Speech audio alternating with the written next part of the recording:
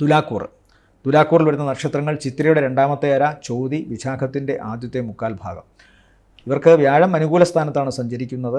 അതുപോലെ തന്നെ രാഹു 6-ൽ വന്നിരിക്കുന്നു, 12-ാം ഭാവത്തിൽ കേതു.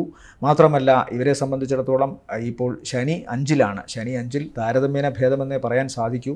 പക്ഷേ 6-ൽ നിൽക്കുന്ന രാഹു ഇവർക്ക് എന്തായാലും ഗുണത്തെ കൊടുക്കണം. കഴിഞ്ഞ കുറേ കാലമായി ഏതെങ്കിലും കിട്ടാനുണ്ടായിരുന്ന മുതലോ അല്ലെങ്കിൽ ധനമോ ദ്രവ്യമോ മറ്റു പദാർത്ഥങ്ങളോ വസ്തുക്കളോ ഒക്കെ തന്നെ നഷ്ടപ്പെട്ടിരുന്നത് തിരിച്ചു കിട്ടാനുള്ളൊരു യോഗം കാണുന്നുണ്ട്.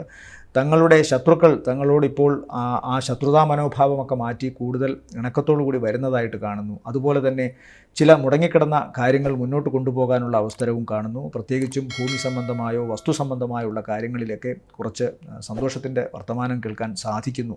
സാമ്പത്തികമായ നേട്ടം അവിടെ നിന്നൊക്കെ വരുന്നതായിട്ട് കാണുന്നുണ്ട്. അതുകൊണ്ട് പൊതുവെ ഗുണകരമായിട്ടാണ് ഇവരെ സംബന്ധിച്ചിടത്തോളം ഈ ആഴ്ച അനുഭവപ്പെടുക. ശുക്രൻ്റെ ലഗ്നത്തിലെ നില സ്വാഭാവികമായിട്ടും ഇവർക്കൊരു സുന്ദരമായ വ്യക്തിത്വവും അതുപോലെ ആകാരഭംഗിയും ഒക്കെ സമ്മാനിക്കും. മനസ്സിൻ്റെ സന്തോഷം ഒരുപക്ഷെ പുറത്തേക്ക് വരുന്നതാകാം. അതുകൊണ്ട് പൊതുവെ ഗുണകരമായിട്ട് കാണുന്നു തുലാക്കൂറിനെ സംബന്ധിച്ചിടത്തോളം ഈ ആഴ്ചയുടെ തുടക്കത്തിൽ ചില ആലസ്യങ്ങളോ പ്രശ്നങ്ങളോ ഉണ്ടാകുമെങ്കിലും ചൊവ്വാഴ്ചയ്ക്ക് ശേഷം കാര്യങ്ങൾ പൊതുവെ ഗുണകരമായിട്ടാണ് കാണുന്നത്.